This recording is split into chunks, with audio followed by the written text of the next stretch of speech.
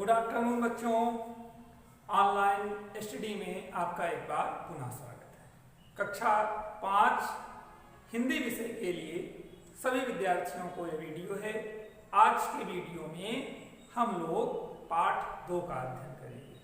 पहले वीडियो में पहला पाठ जो कविता था उसको हम लोगों ने पढ़ा, हमने याद करने के लिए कहा था, आपने याद किया है।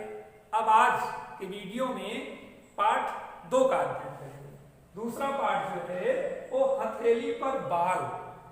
पाठ का नाम है हथेली पर बाल। एक कहानी है, बहुत रोचक कहानी है, क्योंकि अकबर और बीरबल पर आधारित है। तो प्यारे बच्चों, एकदम प्रसन्न होने के लिए, उत्साहित होने के लिए सभी लोग तैयार हो जाओ। और ध्यान रखना, बीरबल से हमें यही शिक्षा मिलती है कि बीरबल का प्रेजेंट ऑफ माइंड बहुत स्ट्रांग था। किस क्वेश्चन का, किस कंडीशन का, किस सिचुएशन को कैसे हैंडल करना है, ये हमें बीरबल की कहानियां शिक्षा देती हैं। तो आज हम लोग इस कहानी के माध्यम से समझेंगे ना। चलिए मस्त होकर के कहानी सुनिए। एक बार अकबर का दरबार लगा हुआ था। सभी दरबारी बैठे हुए थे, बीरबल भी बैठे हुए थे। तभी अकबर के मन में एक अजीब प्रश्न आया। प्रश्न यह था कि अन्य शरीर के अन्य अंगों की भांति हथेलियों पर बाल क्यों नहीं होते। और जैसे ही मन में उनके प्रश्न आया, उन्होंने बीरबल से पूछ लिया, कहा बीरबल बताओ कि शरीर के अन्य अंगों की भांति हथेलियों पर बाल क्यों नहीं आते। बीरबल भी तुरंत उत्साहित हो गए, परंतु जो सभा के अन्य लोग थे वो खुश होने लगे मन एकदम कि आप बीरबल फंस गए हैं, उत्तर नहीं दे पाएंगे, रोज बहुत मजा लेते हैं ना, आप देखिए। तभी बीरबल एकदम उत्साहित सहज भाव से कहे, जहां पना आप अपने इन हाथों से कितने लोगों को दान देते हैं, और जो हाथ दान देता है उस हाथ में बाल कैसे उगाएंगे। अकबर प्रशंसा सुनकर प्रसन्न तो हुआ, लेकिन संतुष्ट नहीं हुआ। उसके मन में फिर प्रश्न आया कि अच्छा ठीक है, तुम्हारे हाथ में भी हथेली में बाल नहीं है। तो बीरबल ने कहा, जहां पना जब आप दान देते हैं तो मैं बहुत कृतज्ञ भाव से उस दान को स्वीकार करता हूं। आपके दान में इतना प्रेम रहता है कि वो मेरी हथेलियों पर आता है, इसलिए हथेली पे बाल नहीं होते। कहा ठीक है। इस सभा में जितने भी दरबारी बैठे हैं, किसी की हथेलियों पर बाल नहीं। इसका कारण क्या है?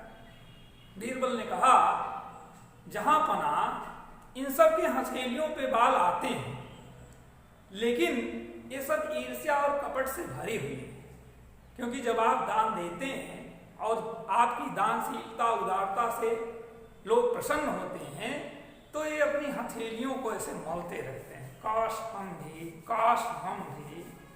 तो जब ये ईर्ष्या बस अपनी हथेलियों को मलते हैं, तो इनके हथेलियों के बाल साफ हो जाते हैं। यही कारण है कि दरबारियों के हथेली में भी बाल नहीं। पहले से ही ईर्ष्या, द्वेष, कपट से जले भुने दरबारियों ने जब यह बात सुना तो और आग बढ़ गई, और बीरबल प्रसन्नता से अपने उद्देश्य की पूरी करते हुए राजा के हृदय में पुनः स्थान आरूढ़ कर लिया। अकबर ने बीरबल को बुलाकर भरी सभा में सम्मान दिया, और फिर दोनों राज दरबार से चले गए। अन्य राज दरबारी ईर्ष्या और कपट में जलते हुए बैठे। तो प्रिय विद्यार्थियों, इस कहानी से हमें यही शिक्षा मिलती है कि कभी भी कोई भी असंभव प्रश्न या कंडीशन हमारे सामने आए तो कभी भी हमें घबराना नहीं चाहिए और उत्साहित हो जाना चाहिए। जब हम उत्साहित हो जाएंगे तो निश्चित रूप से कुछ ना कुछ समाधान हमारे मन में जरूर आएगा। इस वीडियो के माध्यम से आप कहानी सुने, घर में दादा दादी अन्य लोगों से कहानी सुनने का प्रयास करें, कहानी याद करें, स्वयं सुनाएं। अब इस पाठ के बाद जो प्रश्न अभ्यास है, मैं उसको फोटो के माध्यम से आप लोगों को उपलब्ध कराऊंगा। देख करके उसे अपनी फेयर कॉपी में पाठ 2 शीर्षक डालकर साफ सुंदर ढंग से लिखेंगे। तीसरे पाठ के माध्यम से कल हम आपके सामने पुनः उपलब्ध होंगे। तब तक घर पर रहते हुए मस्ती के साथ पढ़ाई